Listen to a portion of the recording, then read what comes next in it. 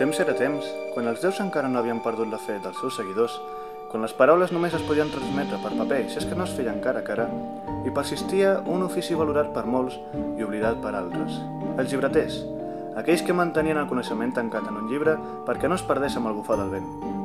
Allà on una persona qualsevol hi veia un grapat de fulls, un llibreter sabia reconèixer el valor d'una història o la importància d'aquell relat que algú, en algun moment, havia decidit que era el moment d'immortalitzar-lo.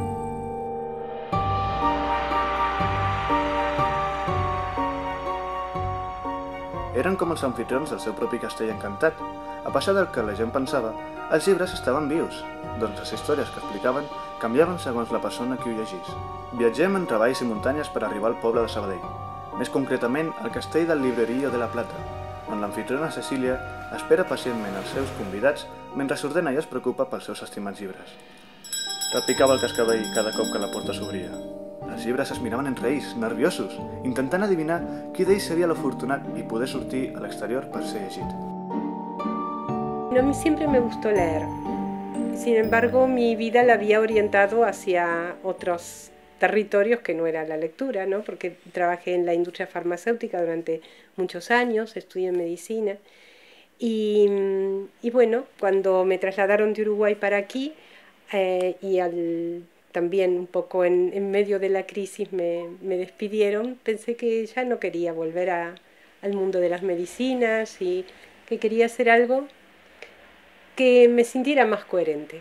Entonces pensé, bueno, si me gusta leer, ¿por qué no vender libros? Y bueno, y ahí empezó esa idea.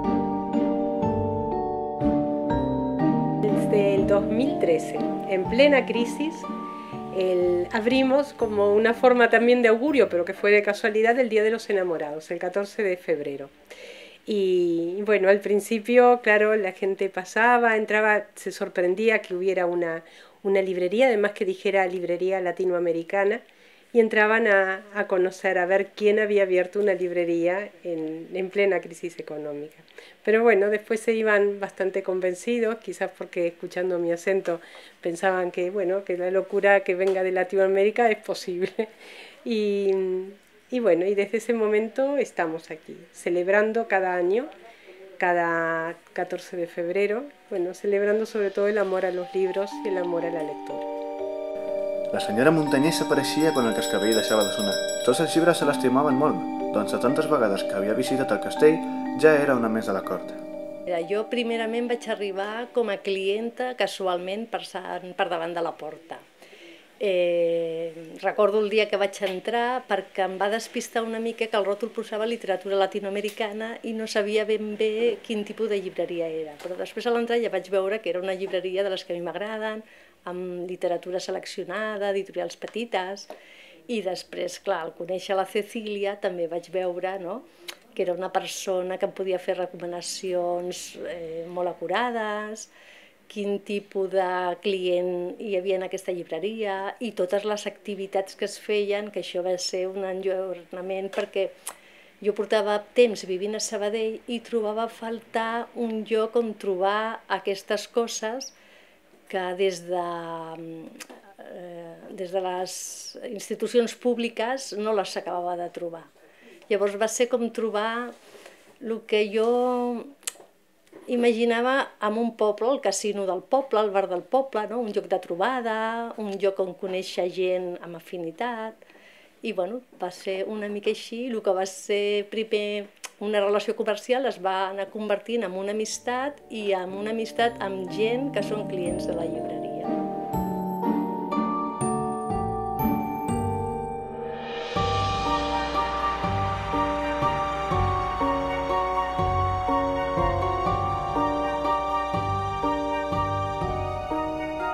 El castell no seria un castell sense el seu cavaller, aquell que s'encarrega de protegir a l'amfitriona Cecília i treballa per mantenir la llibreria dempeus. El mateix que organitza els llibres i atendre els convidats quan la llibrera està ocupada en els afers reials. Eduardo Atao és el nom que rep aquest honorable cavaller. Yo estoy trabajando aquí más o menos hace unos 5 meses, desde octubre del año pasado. Yo soy un cliente habitual, ¿no? Y soy estudiante de matemáticas.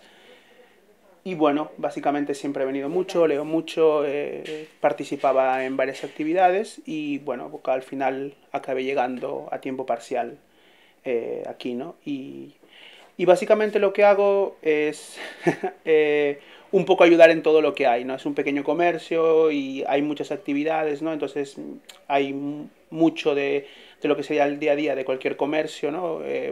Poner las cosas en la tienda, cuestiones de almacén o de gestionar las ventas y también pues poco a poco también ayudar en lo que es todas las actividades que llevamos haciendo, en los clubs de lectura. Ahora por la pandemia pues no se hace tantas cosas, pero también cuando hay algo extraordinario, de que viene algún escritor o hay una sesión, pues también se va colaborando, ¿no? Voy ayudando en todo lo que un poco va viendo, porque claro, tampoco es que seamos, bueno, que sea una gran empresa o lo que sea y tengamos todo como súper marcado o esquematizado en ese sentido.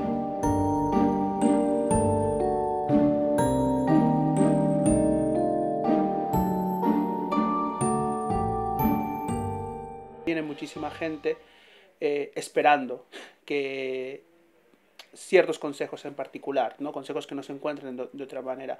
No solo debido a que Cecilia lee mucho y sabe muchísimo de muchos tipos de literatura, todo, sino también de una relación muy cercana, ¿no? Y al final, por ejemplo, los clubes de lectura no solo mueven los clubes de lectura, sino que, por ejemplo, hay mucha gente que te pregunta por lo que estáis leyendo en el club de lectura, aunque ellos no vengan o no participen o no puedan participar. Entonces es una cosa que se va viendo y siempre muchos de los clientes van preguntando por las cosas que se hacen y los libros que se leen y te preguntan sobre esas recomendaciones. Sembla que els llibres no només parlen per narrar, també uneixen a les persones com a les baules d'una mateixa cadena, doncs el Llibreria de la Plata ha anat creixent gràcies a ells. Ja no només com a una relació anfitriona-convidat, més aviat una relació d'amistat. Creo que son las librerías pequeñas, quizás así como esta, las que tienen más posibilidades de generar comunidad, porque el trato es personal, porque cuando viene un cliente tú recuerdas no solamente su nombre, sino qué es lo que le gusta, y en eso de satisfacerlo en lo que le gusta, también lo estimulas a descubrir, arriesgarse a descubrir otros autores, otros géneros, y bueno, y se va conformando esa relación que es esencialmente de confianza, y gracias a eso existimos y subsistimos. I és que un castell no és només una pedra sobre l'altra. Un castell és una comunitat que, en aquest cas, comparteix l'amor per la lectura. I clar, una comunitat no és res sense relacionar-se a la sala del té. I quan algú es relaciona, parla de les seves experiències, vivències... Pues en el librerío llevamos 8 años de andadura y nos han visitado escritores muy cercanos, no solamente a los libreros, sino al público lector y que bueno, y que nos honra que hayan estado en nuestra casa.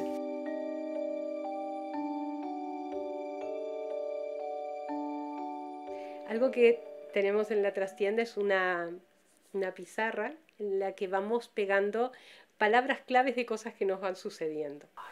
Esta me hizo mucha gracia, porque era una señora que me decía que los libros no se prestan, que hay que comprarlos, porque son los objetos que más microbios tienen, porque uno se rasca las orejas, mete los dedos en la nariz y después toca los libros y digo, no puedo creer, y ahí me lo dejé como una de las anécdotas.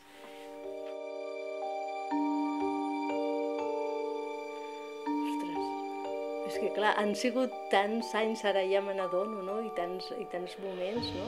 Que més que una anècdota graciosa, jo crec que l'experiència que jo guardo és conèixer gent, no? Que jo he vingut a conèixer com a escriptors, però que després notes que hi ha un feeling, no? Amb aquelles persones que va més enllà de la relació lector-escriptor, no?